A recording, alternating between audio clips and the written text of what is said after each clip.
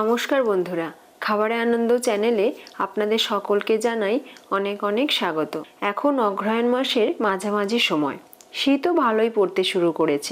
এই সময় নতুন ধান থেকে নতুন চাল, শীতের মরশুমি ফল, সবজি, খেজুরের গুড়, নবান্ন বা অন্নকূট উৎসবের মাধুর্যকে আরও বাড়িয়ে তোলে। এই মাসেই বাঙালিদের অতি পরিচিত নবান্ন উৎসব পালিত হয় বাংলার প্রায় সব ঘরে ঘরে। তাই আজকের রেসিপি নবান্ন বা অন্নকূট। এই নবান্ন উৎসবকে অনেকেই অন্নকূট উৎসবও বলে থাকেন। নবান্ন অর্থাৎ নব বা নতুন অন্ন। আসুন দেখে নেওয়া যাক নবান্ন বানাতে কি কি উপকরণ আমি ব্যবহার করছি। এখানে আমি নিয়েছি 250 গ্রাম গোবিন্দভোগ চাল। এই গোবিন্দভোগ চাল আমি দুবার ভালো করে ধুয়ে নেওয়ার পর জলে ভিজিয়ে রেখেছিলাম প্রায় 2 ঘন্টা। আর আমি নিয়েছি 4 রকমের ডাল: মুগ ডাল, ছোলার ডাল, মটর ডাল আর অড়হর ডাল। এই ডালগুলোও আমি দুবার ভালো করে ধুয়ে নেওয়ার পর জলে ভিজিয়ে রেখেছিলাম প্রায় 2 ঘন্টা।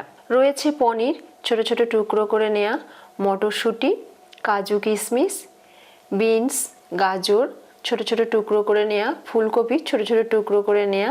আর নিয়েছি কিছু ফল: আঙুর, শাকা আলু, কমলা লেবু, খেজুর, আমসত্ত্ব, আপেল আর বেদানা। আর নিয়েছি হাফ কাপের একটু বেশি দুধ। দুধটা আমি ভালো করে ফুটিয়ে নেওয়ার পর এর মধ্যে কয়েক পাপড়ি জাফরান দিয়ে দিয়েছি।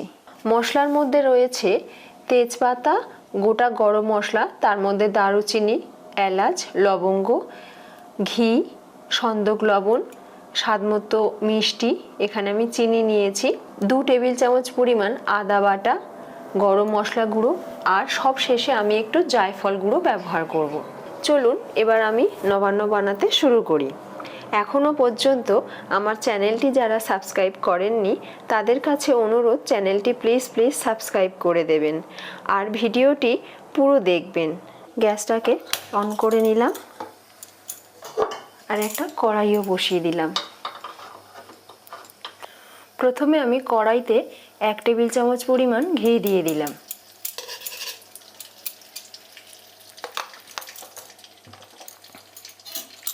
ঘি সম্পূর্ণ মেল্ট হয়ে গেছে। আমি এবার ঘিয়ের মধ্যে কাজু বাদাম দিয়ে দিলাম। কাজু বাদাম এখানে আমি খুব বেশি ভাজবো না, জাস্ট একটু রং ধরিয়ে নেব। হালকা রং ধরতে শুরু করেছে, আমি এবার কাজু বাদাম তুলে নিচ্ছি। কাজু বাদাম তুলে নেওয়ার পর আমি গরম ঘিতে একটু কিশমিশটাও হালকা করে ফ্রাই করে নিচ্ছি। সেই একই পদ্ধতি, আমি খুব বেশি ভাজবো না, জাস্ট একটু রং ধরিয়ে নিলাম। কাজু আর কিশমিশটা আমি ঠিক হালকা করেই ভেজে নিয়েছি। এবার আমি পনিরের টুকরোগুলো হালকা করে ভেজে নিচ্ছি।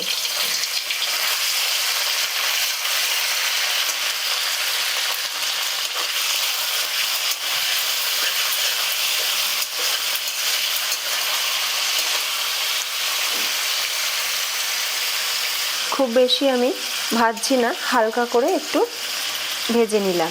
এবার আমি তুলে নিচ্ছি।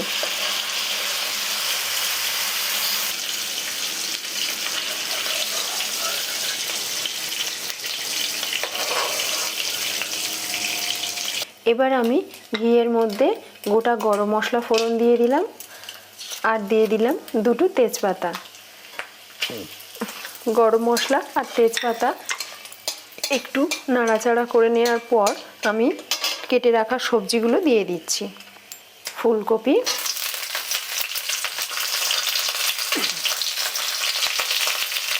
গাজর,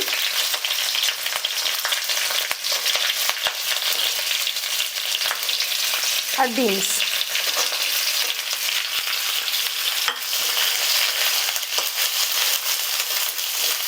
সবজির মধ্যে একটু লবণ দিয়ে দিচ্ছি।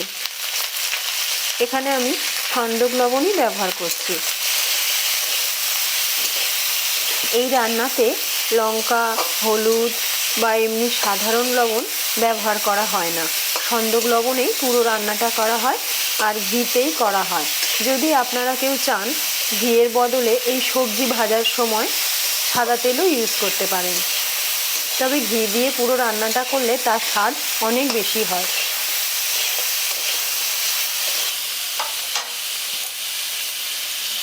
আমি এই সবজিগুলো ভাজার সময় একটু ঢাকনা দিয়ে দিচ্ছি। এবার আমি ঢাকনাটা খুলে দিচ্ছি।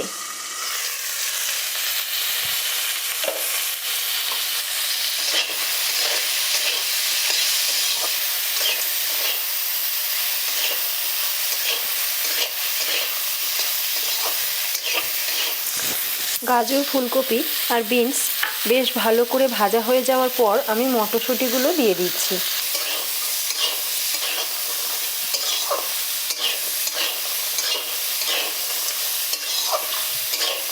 সব সবজিগুলো খুব ভালো করে ভেজে নিয়েছি আর শেষে মটরশুঁটি দেওয়ার পরেও আমি ভালো করে সাঁতলে নিয়েছি। এবার আমি একে একে ভেজানো ডালগুলো সব দিয়ে দেব। প্রথমে আমি দিয়ে দিচ্ছি মুগ ডাল। মুগ ডাল দিয়ে দিলাম। মুগ ডাল দেওয়ার পর দিয়ে দিচ্ছি অড়হর ডাল, হাত দিয়ে দিলাম ছোলার ডাল,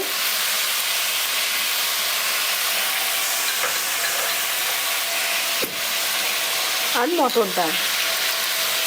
সব ডালগুলো আমি দিয়ে দিলাম। দেওয়ার পর সবজির সাথে ভালো করে আমি এইভাবে একটু সাঁতলে নিচ্ছি।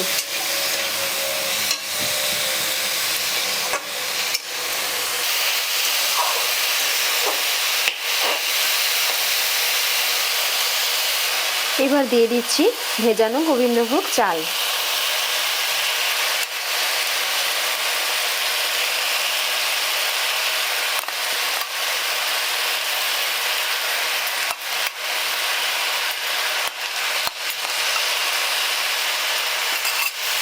আবারও চাল ডাল ভালো করে মিক্স করে নেব। দেখুন কালারটা কত সুন্দর হয়েছে আর সব রকম সবজি, ডাল, চাল কি সুন্দর দেখতে হয়েছে।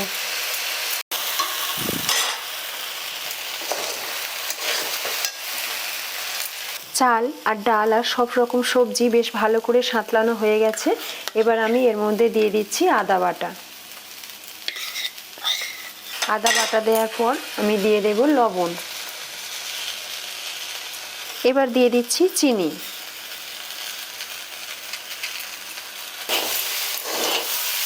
আদা বাটা, চিনি আর লবণ দেওয়ার পর একটু মিক্স করে দিচ্ছি আমি।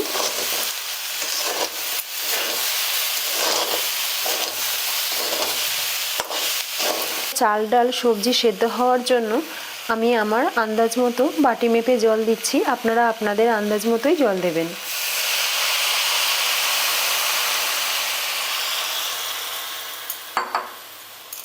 জল দেওয়ার পর ভালো করে তলা থেকে একটু এইভাবে কুড়ে দিচ্ছি যাতে কড়া তলাতে না লেগে থাকে। আমি বেশ কিছুক্ষণ পর ফিরে এলাম। এবার একটু দেখে নিচ্ছি কতটা সিদ্ধ হয়েছে।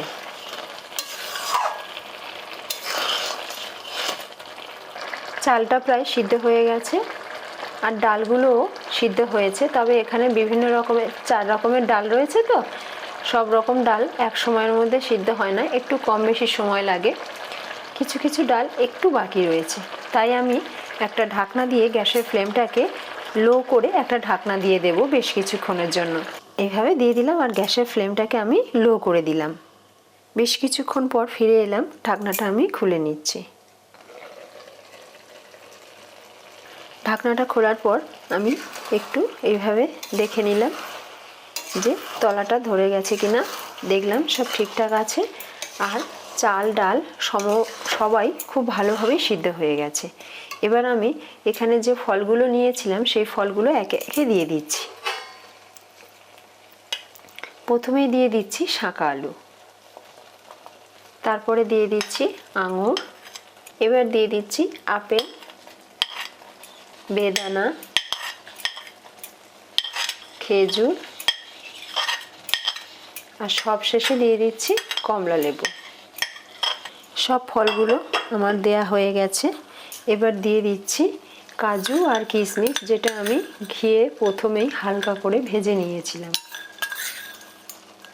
এরপর দিয়ে দিচ্ছি পনিরের টুকরোগুলো।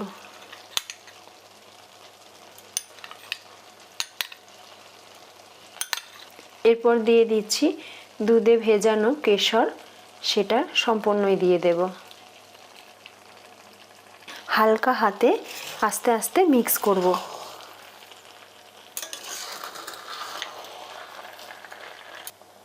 গ্যাসের ফ্লেমটা এই অবস্থায় আমি একদম লো রেখেছি। হাই করলে এই অবস্থায় তলাটা ধরে যেতে পারে। সব রকম ফল আর সবজি চাল ডাল একসাথে কি সুন্দর একটা রং এসেছে, দেখতেও খুব ভালো লাগছে। আমি খুব বেশি ঘাটাঘাটি করছি না।